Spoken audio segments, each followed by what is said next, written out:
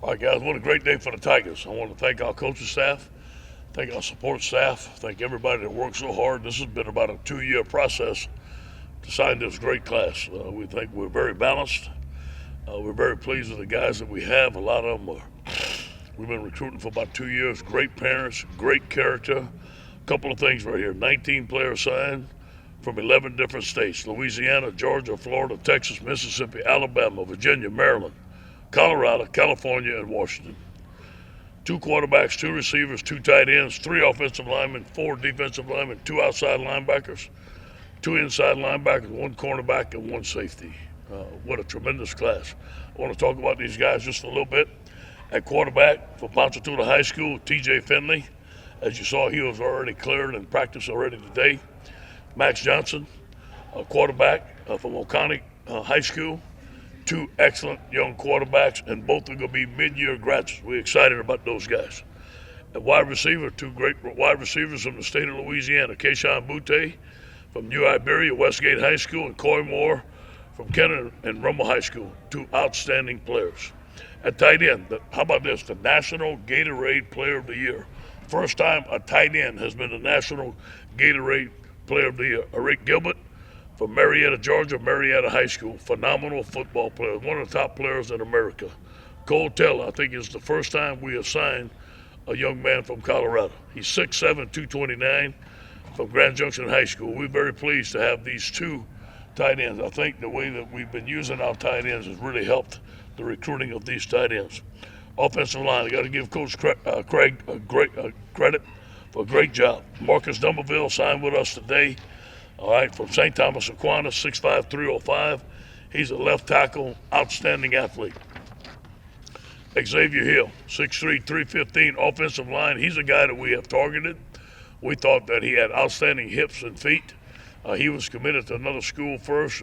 Coach Craig kept on recruiting him and changed him around to us, and so glad to have him right there out of Olive Branch High School. A tough, great character kid, Marlon Martinez, again from St. Thomas Aquinas High School. Marlon could play guard, he can play center. 3 outstanding offensive linemen. Defensive line, number 1, Jacqueline Roy, right here from U High. 6'4", 293, one of the top defensive linemen in the country. Very quick, very agile. I would expect him to step in and play right away. Another great defensive lineman, Jacobin Guillory. We've been targeting Jacobin for 2 years now. He squatted 700 pounds, can go more. Great character kid, 6'2", 337, right there from Alexandria High School. Very pleased to sign those 2 kids from Louisiana. Eric Taylor, big-time get, recruited by Tommy Robinson out of Hughesville, Trussell in Alabama, 6'4", 292, outstanding player. And the top defensive lineman available in junior college, Ali Gay, 6'6", 260, from Garden City Community College. Very pleased with the defensive line. Outside linebackers, we needed more speed, we needed more pass rush, and we felt like we got 2 of the most dominant players in the country at their position, both from Atlanta, Georgia. B.J. Ojulari, 6'3", 227. B.J. was on a championship team along with Eric. He went both ways. He played tackle. Obviously, he's not going to play tackle here, and played outside linebacker. I can't wait till he works just on his outside linebacker skills. I think he's going to be a tremendous player. Philip Webb. Philip Webb could have went anywhere in the SEC. 6'4", 227. Coach Aranda did a great job of recruiting him from Lanier High School. Inside linebackers, Antoine Sample, 6'2", 210 from Woodbridge High School. All right, and then Josh White. We got Josh White is from Houston. I thought Josh was a fantastic player, outstanding hitter, very fast. I think he is going to be a tremendous player. All right, that's safety. Jordan Toll, 6'2", 206 from Baltimore, Maryland, St. Francis Academy. Coach Bush did a tremendous job of recruiting him. At cornerback, we feel like we signed the number 1 cornerback out of California/IMG, Elias Ricks, 6'2", 188. I've been knowing Elias since he's about 7 years old. Overall, tremendous class. We signed 19 guys. I'm glad that we have 6 left. There's obviously some big-time players out there. Now we can look at our board. We can look at specific needs, maybe some transfers, whatever we need. We got a little room to go. Outstanding class. Any questions? Running back going to be the target? Sure. Sure, and again, there are some outstanding running backs out there. There's some running backs that they told us they may sign. They didn't sign today, so we got to keep on us. That's our recruiting goals. A couple of the guys out there didn't sign today. We expected them to sign. We got to keep on recruiting them. No telling what's going to happen. We're going to keep on recruiting. How much harder did it be in the playoffs making this process this year as opposed to last year? Yeah, well, it was crunch time. Obviously, we only had 1 week, and I had to go see 19 players in 1 week. I enjoyed it. But obviously, I couldn't see everybody, and I think that hurt some guys' feeling that I couldn't go there, and understandably so. But we did the best that we can. I thought our guys worked very hard. We were very well organized. Outstanding class. What can you say about Clyde Edwards-Helaire, his injury and his status? Yeah, Clyde did get hurt yesterday. I don't know the extent of his injury. I was just talking to Jack about it. He went and get some tests today, and we're going to know a little bit more towards the end of the week. But he did not practice today. He could not practice. You anticipate him playing in the building? I don't know that. That's questionable. I don't know the extent of the injury. Again, they had tests today. That's what I was talking to Jack about. Can you talk about Ty and John? Yeah, they got to step up. Next man up. If it's their turn, if Clyde can't play, those guys are going to step up and they're going to do very well. But I'm not sure that Clyde can play or can't play yet. You only signed 5 players from in-state. All these players, like you said, from all these different states. Was it worth it in the end? And do you think this is something that will become more of a staple of your recruiting? We always want to take care of the state of Louisiana first, but guys were really approaching us. Coach, we're interested in coming to LSU. They were great players, so obviously we went out there and get them. Well, we didn't get everyone from out of state that we wanted. We lost some, but that's going to happen. We feel that we did a very good job in the state. We feel like we signed the guys that we thought that could play at LSU, and so you got to look at what we have in the state, and then if we don't have that position or we don't have enough, we have to go out of state and get them. You have Eric Gilbert listed as an athlete. I guess what does that say about the versatility? He's an athlete. He's an athlete. He played X receiver. He played Z. He played S. He played in the backfield. He's going to play tight end, but we're going to split him out. We're going to get him mismatches. He liked Steve Esming and Joe Brady's presentation. I've got to say this. John DaCosta, our graduate assistant football coach, was his major recruiter. And that's the best job I've ever seen of a graduate assistant actually leading the recruiting. The running backs you have on your team now, is the biggest concern with the younger guys blocking, like picking up pass rushes? Yeah, I think that, Clyde is so versatile. They can do everything.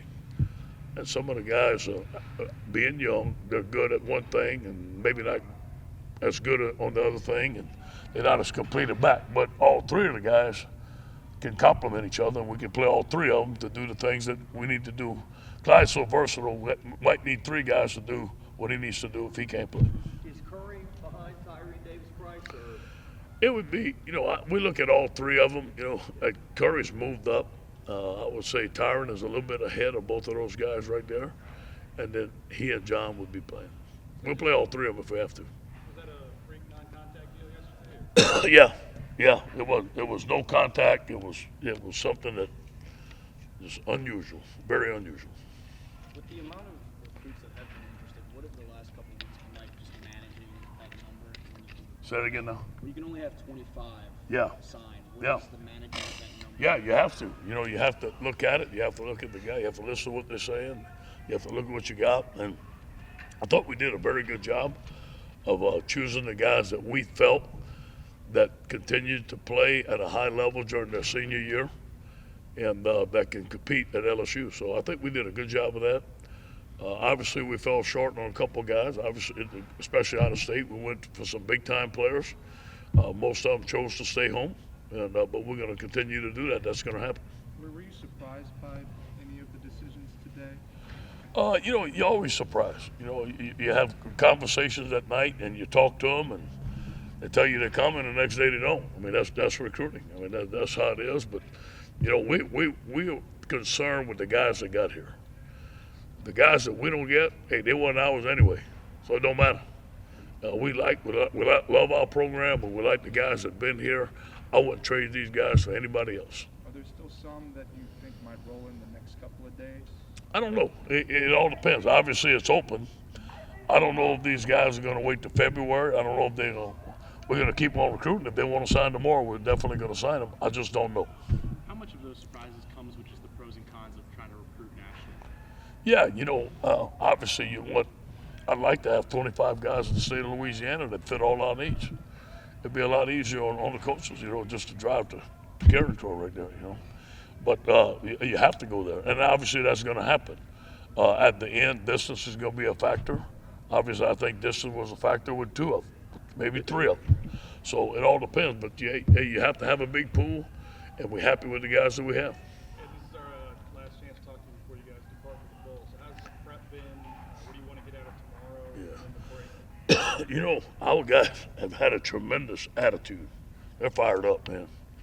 They're fired up. I can see it in the rested. We have not grinded them down.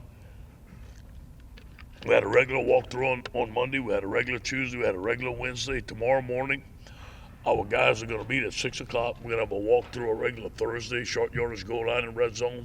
And I told them that we wanted to put the game plan in, and by the end of Thursday, it should be almost prepared to play a game. They're going to go home Thursday, Friday, Saturday, those guys that don't have intercession courses, and they're going to be back here Sunday. And we're going to leave as a team. We got a team meeting at 2 o'clock. The bowl required us to be there Sunday, out of state till Tuesday, because I like practicing here. So we're going to have a regular week in Atlanta, and we're going to repeat the same game plan, and we should be ready to play.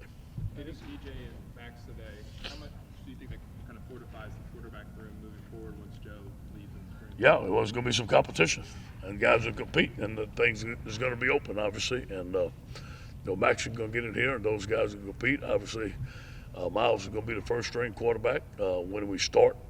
That doesn't mean he's going to be the first-string quarterback next year, but he's the guy. And those guys would have to beat him out. Coach, on your radio show, you talked about how this is a lot different than your usual bowl game in terms of guys going to events and having fun and everything. Yeah, no. A lot different. Huh? This is a playoff game. It's a playoff game, and curfew is not going to be as late.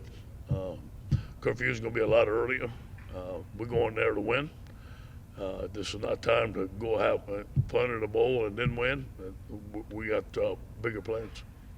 So far, you got that long layoff that a bowl game might with the offense now that's kind of Tommy's predicated? Yeah, I think our guys are going to be rested.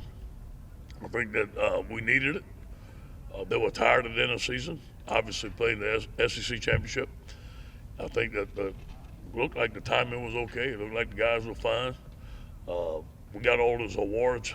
Although we're very appreciative, we got all these award banquets out the way, and now we can concentrate on football. You guys, this is your first recruiting class as an undefeated team so far. And, I mean, do you feel like this is the class that you would expect with the success and that comes along with that? I'm very pleased with the guys that we have. I think that recruiting class takes 2 years to find out how good those guys are. The 2018 class, Derek mentioned it to me today, was supposedly the lowest rated class in LSU history for a while, and we just so happened to have the Heisman Trophy winner in that class. So you just don't know. You just don't know how they're going to pan out. We expect these guys to be very well. What have you seen in Oklahoma? I don't know how much you've been able to look at their defense, but what have you seen in defense? Yeah, very strong up front, a lot of stunts, excellent middle linebacker. Very fast. This is the fastest team that I've seen on film on offense and defense. They play hard. They're only giving 24 points a game in a conference that scores a lot of points. So they're very stingy. They're very stingy against the run. They're very stingy against the pass. We're going to have to play very good football, especially to block their stunts up front. What about CeeDee Lamb? How do you come up with a plan for that? We ain't yet. We ain't done it yet. Here's what happens. You have CeeDee Lamb out there, okay? You leave him one-on-one, you got to win. All right? Then you double cover him or you put a safety out there. Then you don't have enough people to stop jailing in the box. That's the game. That is the game the whole way. Did Lincoln Riley tell you more about that counter trap? No, he didn't. He's a good guy. You know what he did tell? I remember him telling me last time that they run it a bunch and they're prepared for anything, and they're very good at it. Defensive line seemed like a priority in this class, but it seems like you might be going for a few more, I guess. Sure. How much is that a priority going forward? Sure, it's going to be a priority. Yes, we got some big-time guys out there left. We're targeting those guys, and we're right in there with them. We're one or two at least, with 2 or 3 guys out there. We're one or two with some big-time running backs out there. And now this is going to give me a little time to see it, look at our board, see who's out there, and maybe go get another safety, maybe go get another cornerback, which we need. But we got to look at the board. Coach, what does it say about Lloyd Cushenberry that he has 18 this season and he's the MVP of his team? Yeah. It means that he's earned the respect of his players. Obviously, we could have named Joe. That was Joe's idea. He wanted Lloyd to be the MVP and Clyde. So it just tells you the type of young man Joe is. But you know what? Lloyd starts everything, man. The workouts this summer, the leadership, and the character that he has. That's why we gave him 18. He's the first lineman to get 18 at LSU, and he earned every second of it. Rashard and some of the guys yesterday talked about individual awards, how they take happiness in that. Yep. Instead, some teams there may be some jealousy. Watch that guy get all the attention or this and that. Your guys across the board. Team. Together, everyone achieves more. All it is. And, the guys are unselfish. They give everybody else credit when they get a reward, just like they're supposed to. And circling back to Clyde, you got some time. It's not like you can't this weekend. Does that help with something? Sure. Anytime you get an injury, it gives time to heal. It also gives time for those young guys to get some reps. So. Coach Derek Stingley played really well in the SEC tournament. The SEC championship. What do you expect to see from him? Cover CD land. It'll be a big challenge. But, Derek's up for it. All the guys are up for it. I mean, we played some great wide receivers before, and they've done great. But, CD's one of the best. But you know what? These guys are going to answer the challenge. I know Oklahoma's not your team, but they have some suspensions. Mm-hmm. Is that a message for your team that, look, let's focus in on what we have to do Sure. to stay together here? It's always about protecting the team. About protecting the team, especially the time of year right now when you have time off. We're not always with them. There's things that happen as the holidays. We all grew up in South Louisiana. We know what goes on the holidays. You know what I'm saying? We can't partake in that. I mean, it's not time for that. This is time to focus in and on the task at hand. This will be the first time that these two teams have played since that national championship. What do you remember about the significance of that game for this program and the state? Yeah. Well, obviously I was at another school, so but I'm sure you had it was kind of an interesting year. But anyway, I know it was great for the state of Louisiana. Ain't no question about that. In fact, I think they were playing on ESPNU today. It's the first time I'd seen it. I was playing on ESPN, so I got to see a bunch of them. But, just the magnitude of having that game in New Orleans. I mean, but that's something we can't think about right now. Thank you, Coach. Thank you, guys.